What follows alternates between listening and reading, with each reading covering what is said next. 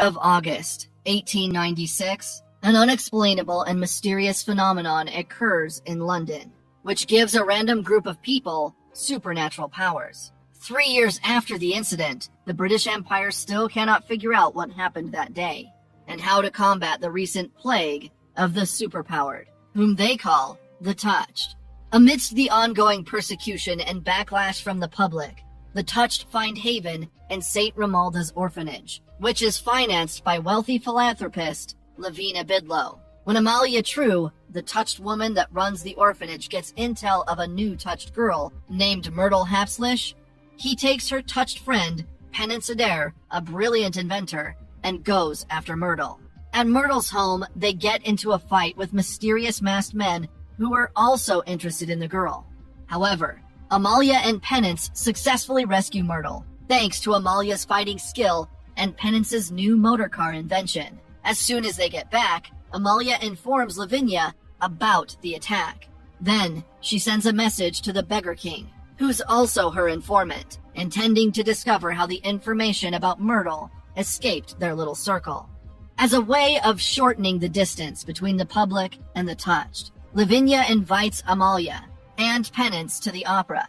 There, they meet Lavinia's brother Augustus, his pansexual and hedonistic friend, Hugo Swan, and Lord Masson, a retired military officer and member of the Deep State. However, during the performance, notorious Touched serial killer Malady shows up with her companions and asks for the Angel Witch. She goes on a killing spree when nothing is forthcoming, and stops when Mary, one of the opera performers, sings, revealing herself as Malady's Angel Witch, and her power of uniting the Touched with her singing. Malady whisks her away, and Amalia gives chase, but cannot rescue her. Afterward, Dr. Edmund, a surgeon interested in the Touched, settles in to experiment on his latest subject. When a Touched girl, Elisabetta Cassini, almost gets caught at a store, she escapes and tries to get to the orphanage using a poster she found on the street. However, it turns out to be a trap set by Dr. Edmund and his masked goons, and ends up being a test subject. Meanwhile, Inspector Mundi raids the orphanage questions. Afterwards, to bridge the widening gulf between the public and the Touched, Lavinia invites a small delegation of the Touched over, including Penance and Lucy. With the delegation at the party, Amalia visits Inspector Mundi since they're both interested in finding Mary. She gets some information from him and learns some more from Desiree, a fleeing social worker, whose power compels others to reveal their secrets. It turns out that Mary and Inspector Mundi were engaged before Mary called it off. Back at the party at Lavinia's estate, Penance and Augustus get along. During their conversation, she learns his turn, aka his Touched power, helps him understand and see through certain birds. When Lavinia spots them together, she cautions her brother against fraternizing with the Touched, and has him send Penance away rudely. Fortunately, Amalia's investigation, with help from her turn, which gives her glimpses of the future, leads her to Malady's location. There, she's forced to choose between Mary and Penance's lives. She also learns that Malady is her old colleague, Sarah, from the psychiatric hospital they were in years earlier. Unable to make a choice, Amalia shoots herself and Malady, but Malady's able to escape just as Inspector Mundi arrives. Amalia is then taken to Dr. Horatio, who uses his turn to heal her. Afterward, Lavinia Bidlow meets up with Dr. Edmund, revealing herself to be his generous benefactor. Tired of Malady's antics, Bonfire Annie abandons her and tries to start up something for herself. Her first move is to attack one of the Beggar King's opium shipment, and she's successful. However, Amalia and Penance meet her at the scene and try to talk her into working with them, but Annie turns them down. With Annie refusing her offer and Mary's suppressed turn, Amalia is worried that her plans are going down the drain. Later that day, Penance shares a plan for an invention that would amplify Mary's voice so she could reach out to more of the Touched. Things aren't going well on Augustus's end either. He'd just been tricked by Swan, a wealthy lord, to be a partner for his sex club, the Ferryman's Club. All this without Lavinia's knowledge. While on the street, Myrtle and Penance find a flyer with Amalia's face on it, but the address is different.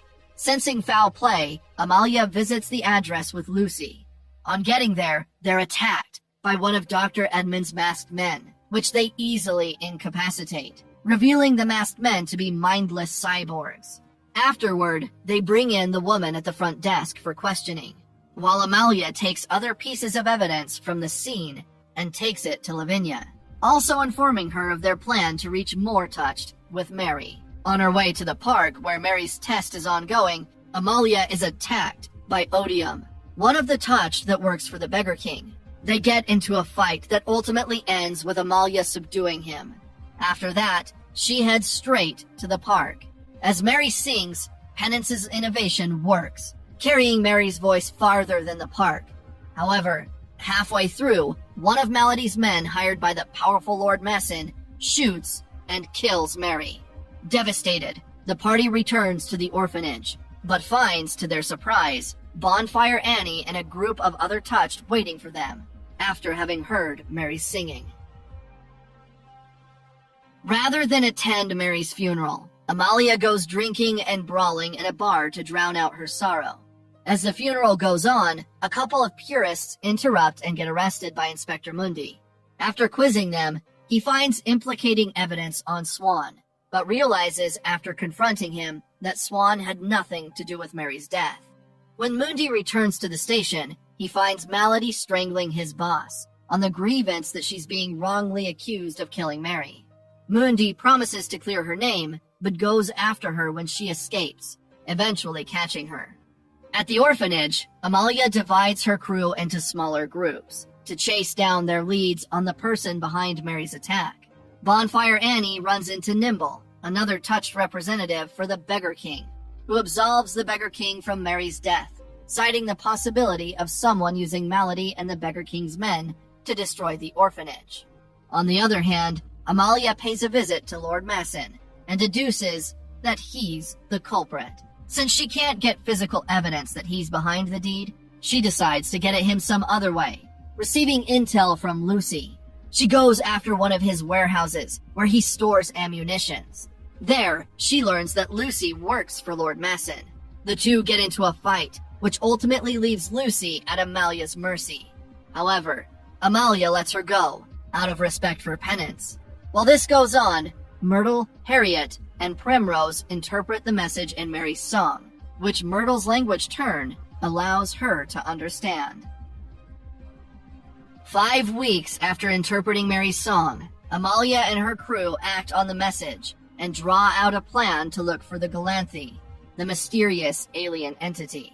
Meanwhile, Dr. Edmund's covert excavation underground has exposed the Galanthe. Now, he debates with Lavinia, who wants it destroyed after discovering her initial intention of creating a cure from the Galanthe was misplaced. Elsewhere, Malady gets the justice the public craves for her crimes and is sentenced to death by hanging.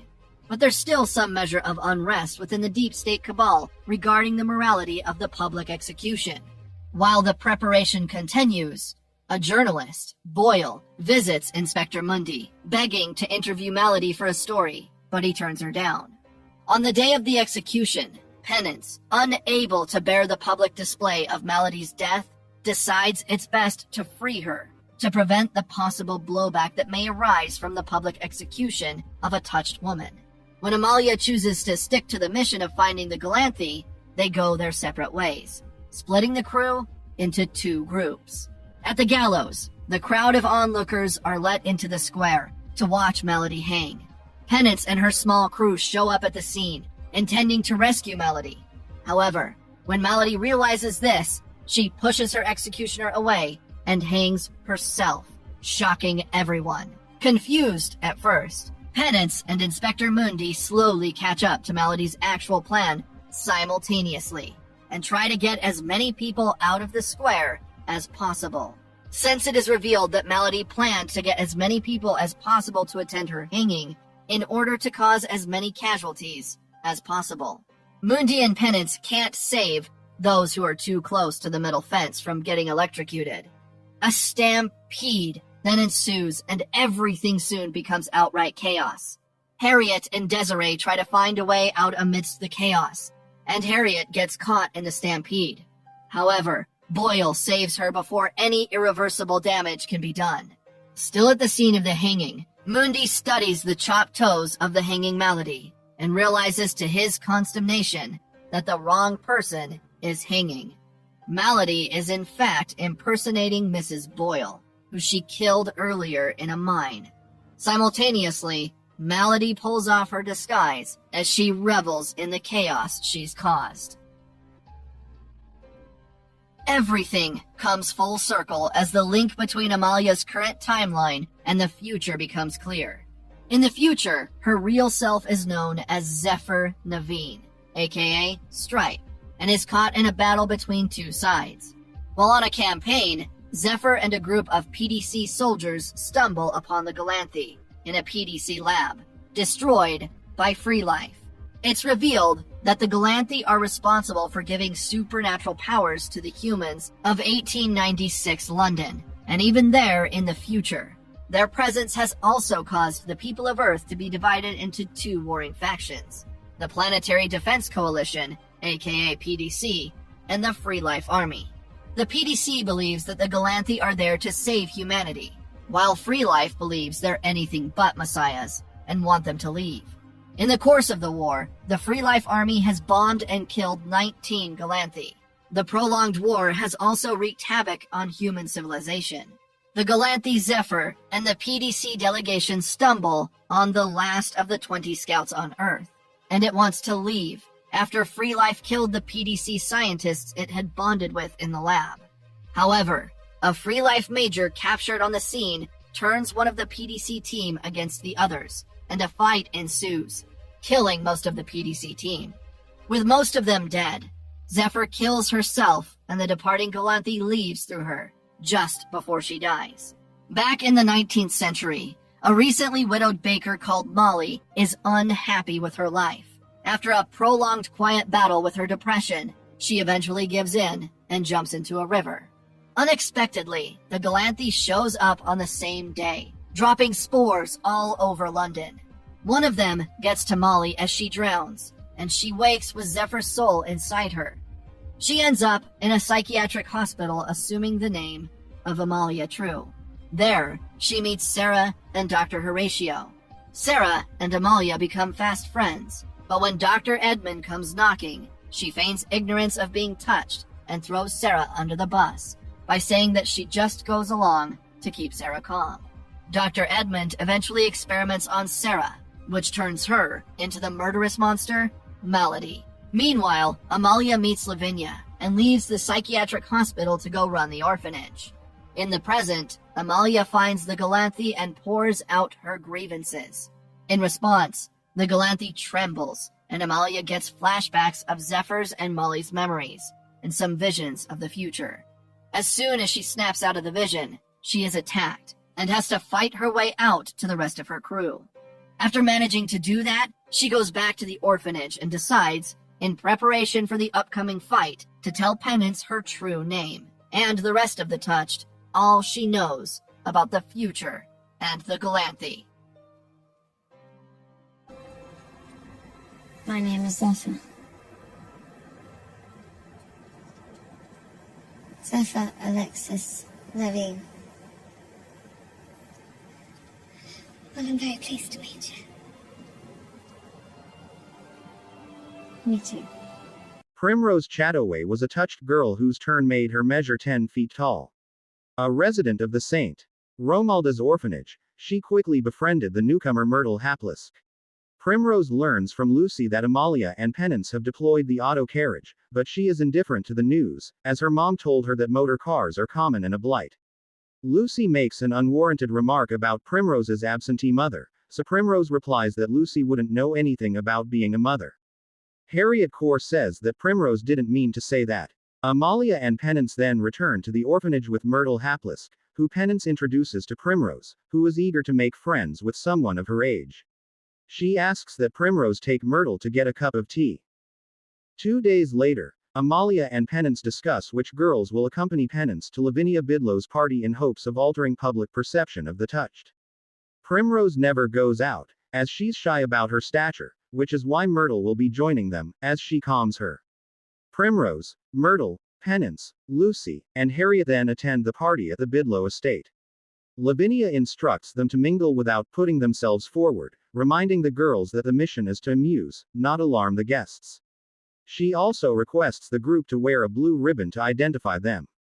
During the party, Primrose poses for pictures with the guests standing by the stairs. She says that her parents are in Zurich for the season, as her father is often called away for his work. In Clandlemas Park, Primrose watches as the other Touched prepare to use the Brightener to amplify Mary Brighton's song through the city. Mary sings her song only the Touched can hear, and Primrose gasps when Winnemar Cruz shoots Mary, killing her. After attending Mary's funeral, Primrose finds Myrtle crying in Penance's workshop while sketching pictures. Myrtle attempts to explain herself with the illustrations, but the language barrier proves a difficult obstacle to overcome. Eventually, Primrose deciphers that when Mary sang, Myrtle heard a hidden message within the song. Myrtle then jumps into Primrose's arms with excitement. Primrose, Harriet, and Anil gather all the foreign speaking of the orphanage in hopes that together they will be able to translate for Myrtle. At night, they reveal their complete translation to Penance and Amalia, which Primrose was able to help with the French.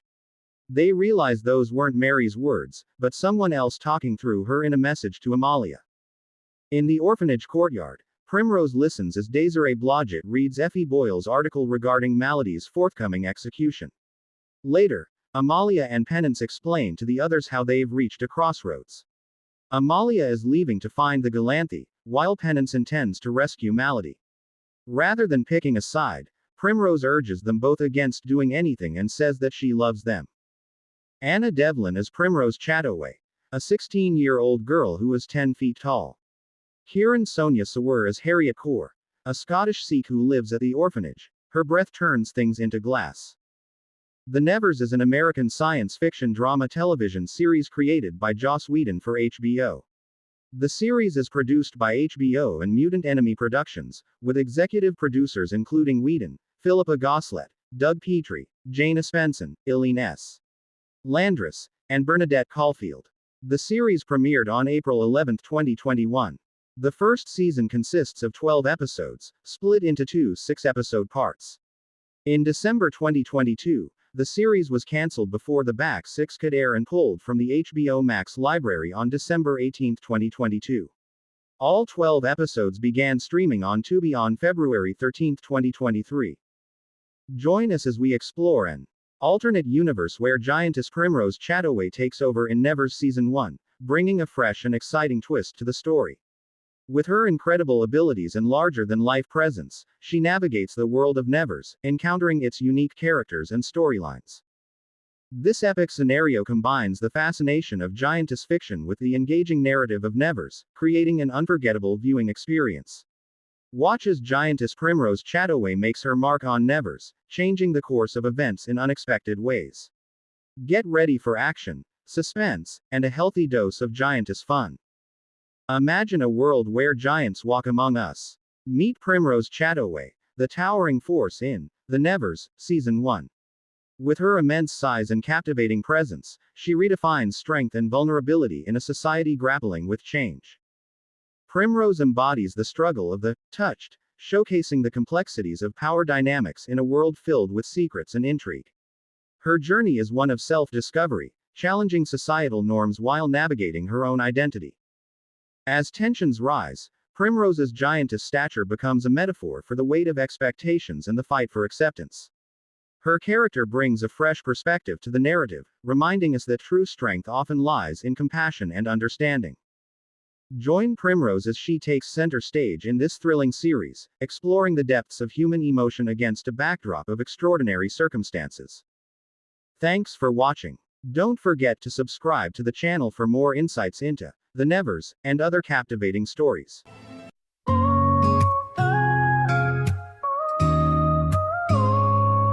In a world where you stand so tall, the spotlight shines, but it feels so small.